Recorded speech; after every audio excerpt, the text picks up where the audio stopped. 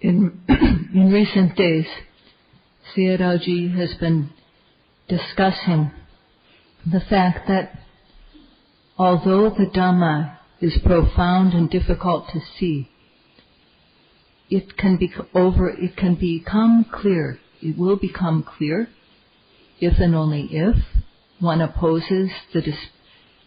dispels the opposing factors, beginning with lobha, dosa, and moha. Only if one is free of these opposing factors will the Dhamma become clear to us. So the question arises, what is to be done in order to be free of these opposing factors? Patipeka vidamanang panasama patipati patibadang. Overcoming the opposing factors depends upon practicing the correct practice. So we have to practice to overcome transgressive kilesas. Practice to overcome the pariyotana kilesas and practice to overcome the latent kilesas. And doing this is samapatipati. This means that these three are the correct practice upon which dispelling the opposing factors depends. The word samma is the opposite of miccha. So miccha is wrong or incorrect. Samma means correct. And from doing the practice correctly, it also has the meaning of being exact. Exact.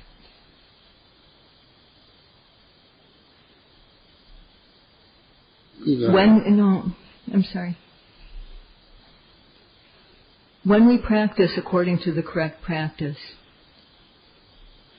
first of all, with the practice of sila, we overcome misdeeds, transgressive kilesas, misdeeds by way of body and speech. And so our body and speech become clean and lovable. Then we're free of vitekama kilesas, transgressive kilesas. And from there, we apply the method of Satipatthana, observing every arising object in the moment that it occurs in order to see true nature. So we apply energy every time there's an object that arises. We apply aiming to align our minds with the object. And sati sticks with the object when those two factors are present. When that happens, the mind is no longer moved by lobha and dosa. So that disturbance is not there any longer. And if we have one moment of accurate noting per second, these add up one after another and become very strong. Doing this is practicing according to the correct practice, samapatipati. So at this time we're free of opposing factors. So this means that overcoming the opposing factors depends upon correct practice of the correct method.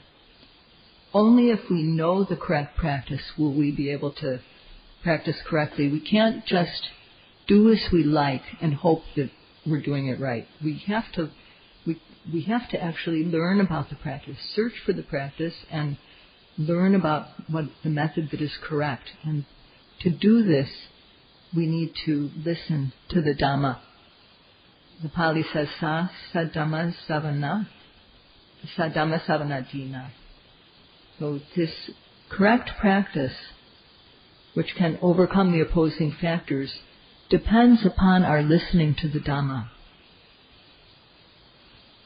So we need to we need to learn the method. And we need to search, listen, and learn the method so that we can practice correctly.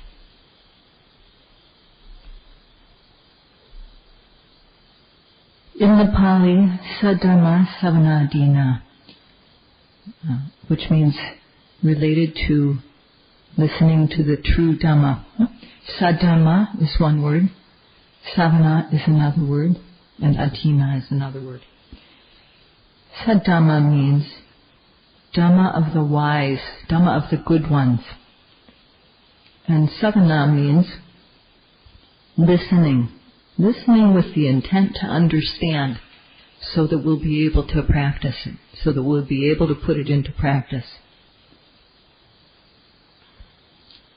So, what does this mean, Saddhamma, the Dhamma of the wise, the Dhamma of the good ones? Saddhamma means Dhamma of the Buddha and all the other wise people. The Buddha is the one who knows. Buddha means the one who knows all there is to be known. Only after arriving at this knowledge did he teach the Dhamma. He himself meditated and started with the method as we practice it, realizing Rupa and Nama and progressively developing insight, and overcoming all kilesas, including the latent kilesas. So he eliminated moha, which is wavering, and avijja, also called avijja, which is not knowing or knowing in the wrong way. So Buddha gained sabanyutta jnana, omniscient knowledge. And with this omniscient knowledge, sabanyutta jnana, he could examine a being. If he met someone, he could look at that person and he could see what that person's character was and what was needed to teach that person in order to realize the Dhamma. So the practitioner, following the Buddha's instruction, could become free of kilesas and gain the benefits of the Dhamma.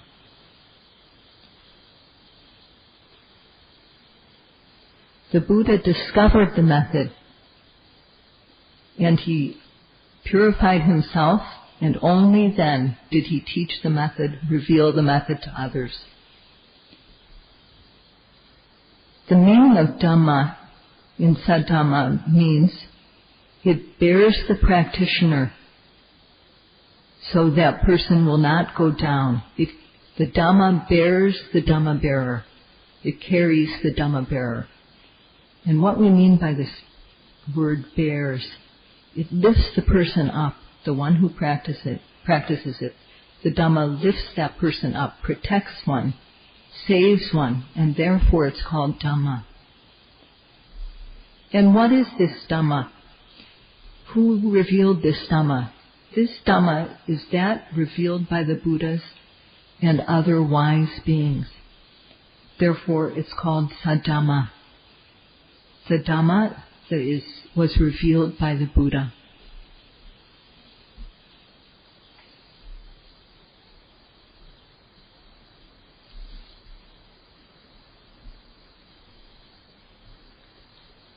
The Buddha was endowed with the quality of vijja charana sampanna. He was endowed. This word vijja means knowledge. Knowledge that is free of kilesas, and because it's completely free of kilesas, it's clean. This cleanliness came through practice, through sila and 14 other practices, 15 in all, including the worldly jhanas. Now within the jhanas, karuna is one of the practices. The Buddha had maha karuna, very high level, very enduring compassion, many times greater than that of anyone else. First of all, he dispelled, he did away with what should be done away with. He practiced what should be practiced and developed knowledge. He had knowledge as well as great compassion. knowledge of how to become liberated without compassion, one won't want to work to help others. One won't want to save others. And if one has only compassion, the desire to relieve other people's suffering, but no knowledge about how to do that, also one cannot save others. The Buddha knew the method for helping others to become free, and he had great compassion. And this is an important part of Vijayacharana Sampanna. He knew first of all, he knew all that is worth knowing. He worked to gain his own benefit for himself.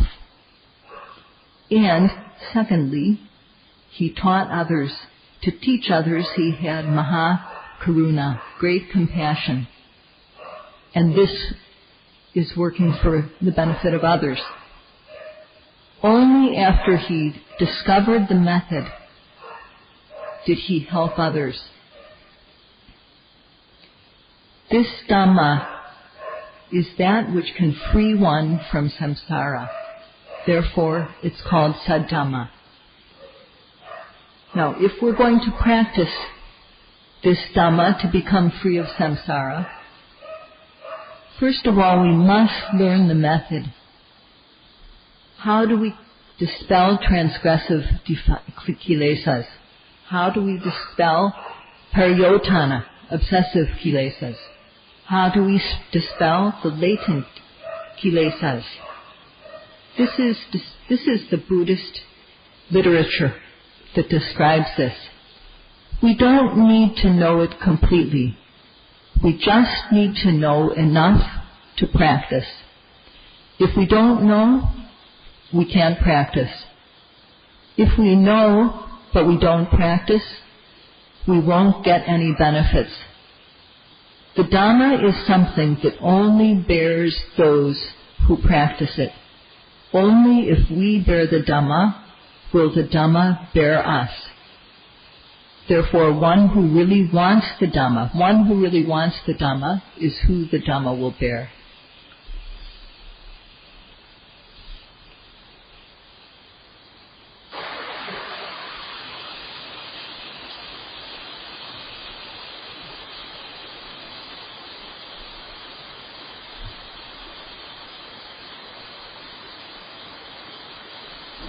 If we're going to practice to dispel the opposing factors, we need to learn this method. We learn by listening and reading.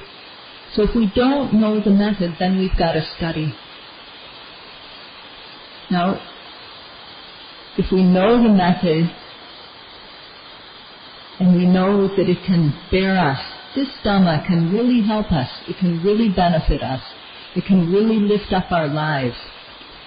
So with this attitude, we should learn the method, study it so that we know it.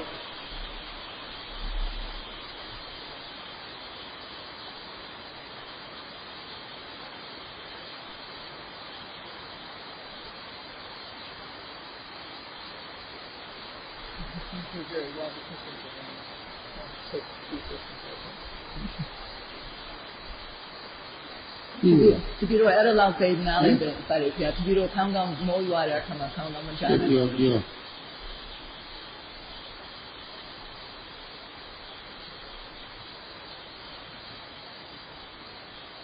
Yeah. Idalika.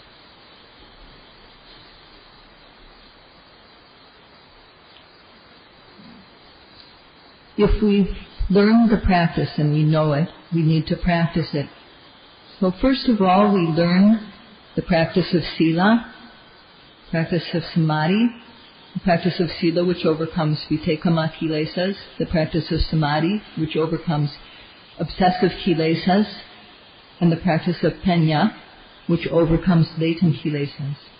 So we learn these three methods, and then we must practice exactly according to these three trainings.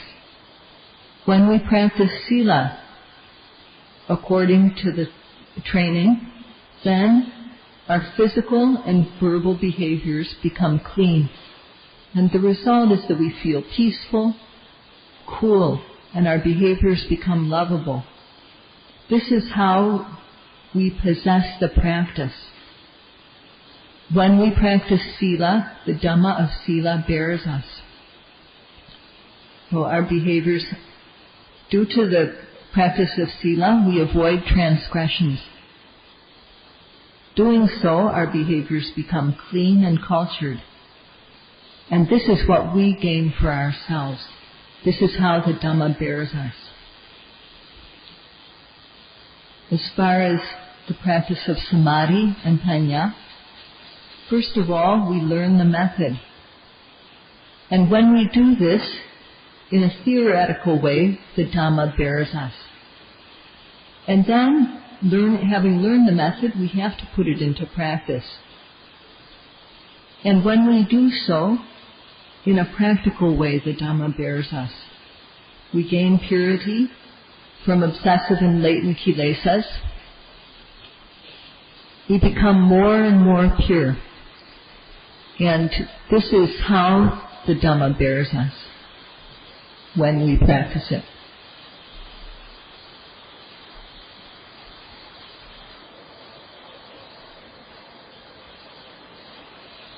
The word sadhamma. When we learn the Dhamma, first we have to hear, listen, discuss to learn it. The sadhamma is that which, if we don't know it, will go down. If we know the Dhamma of the wise, we won't fall down. If we know it and we practice it, we won't fall down. And that's what's meant by lifting one up. The Dhamma bears us so that we won't fall down. So we need to know the correct practice. And with practice, we purify our physical, verbal, and mental behaviors. When we practice, we gain practical benefits. Especially when we reach the stage of overcoming the nivaranas, the opposing factors. Our physical and verbal behavior are very clean, and our mind is free of obsessive kilesas. And when we develop knowledge, we become free of latent kilesas. So first of all, we have to learn the correct practice. If we don't know it, we need to study. And second of all, if we don't know what there is to be known, we have to observe with the method of Satipatthana in order to dispel our ignorance. So during the practice, all three of our behaviors, physical, verbal, and mental, become clean.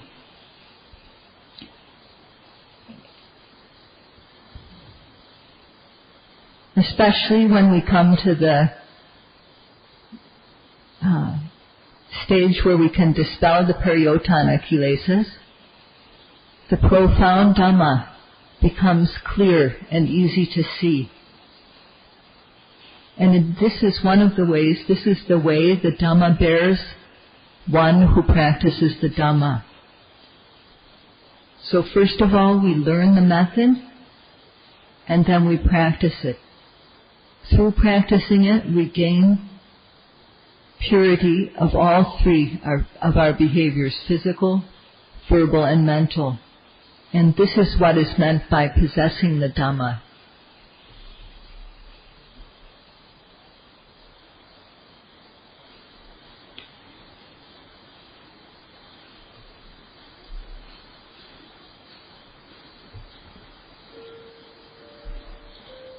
If we say that we're going to study to practice the correct method, that implies that there's one who gives the method, one who knows the method.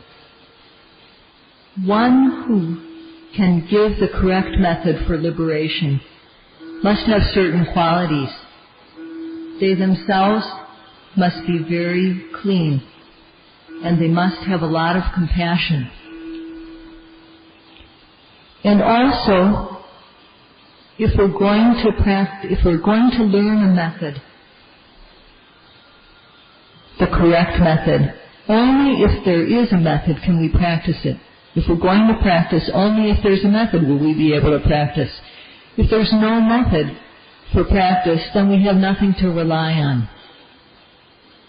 And that method should be given by one who's respectable. And the method also must be one which can benefit us. So it's said that this listening to the Dhamma of the wise, depends on our faith. It depends on our faith in the teacher who pointed out the way, the Buddha. The one who discovered the method for himself before pointing it out. And listening to the Dhamma also depends on our faith in the way that he taught.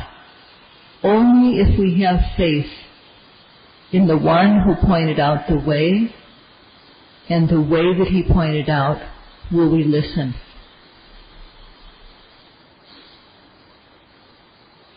When it comes to teaching someone who's really gross and despicable,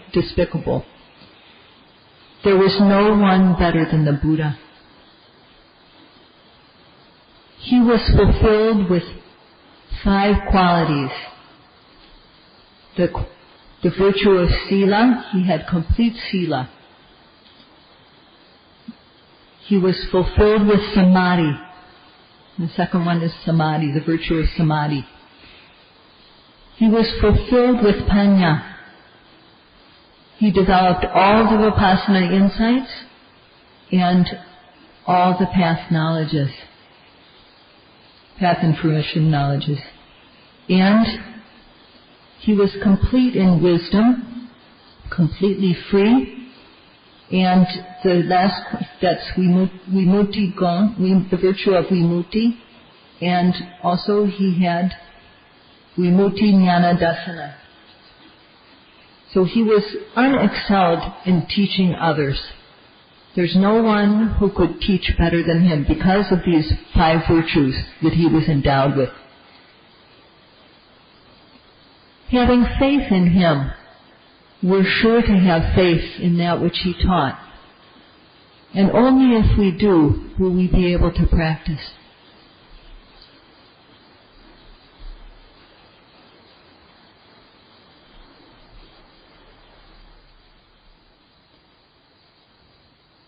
One who's full of the qualities mentioned above is sure to be fulfilled with all the qualities of a good spiritual friend. The Buddha pointed out that this path of Satipatthana brings us great benefits, 7 benefits, beginning with purity of mind. And he didn't specify that it can only be for some people and not for others. He bravely said that this practice brings these benefits, starting with purity of mind. A good spiritual friend is endowed with many qualities, both qualities that are causal. There are some qualities that when they're there, they bring about other qualities. The Buddha was fulfilled with these qualities, causal qualities and resultant qualities. He was the best of all spiritual friends. And the qualities of a spiritual friend will be continued tomorrow night.